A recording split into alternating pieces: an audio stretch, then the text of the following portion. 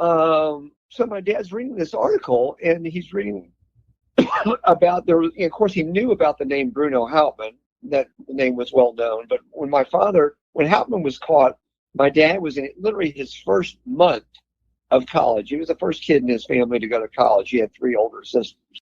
So anyway, my father's reading about Bruno Hauptmann, and he's reading about how there was a man calling himself John who had collected the ransom in a Bronx cemetery. Now, there were 2 meetings between the intermediary, man named Condon, John F. Condon, the elderly educator, whom my grandfather knew from the Bronx Old Timers Club.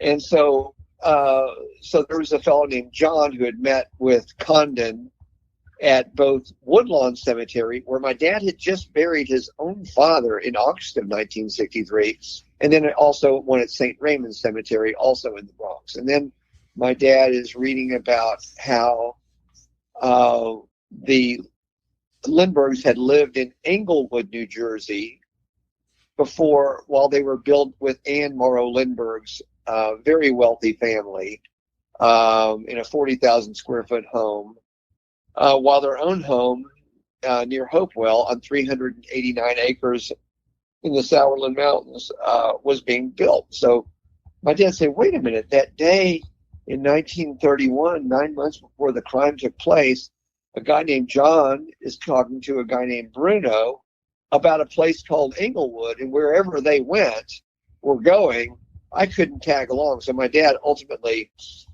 believed that he came to the conclusion that cemetery, this unidentified or improperly identified kidnapper known as Cemetery John, who became known as Cemetery John, was in fact his neighbor, John Knoll.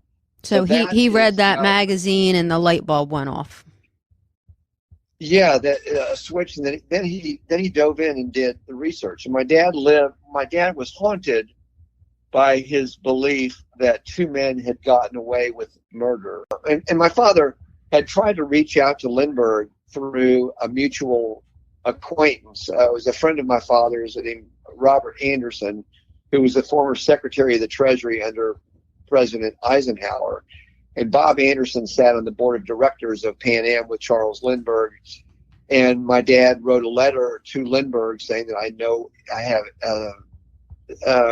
very interesting information about that sheds light on the kidnapping.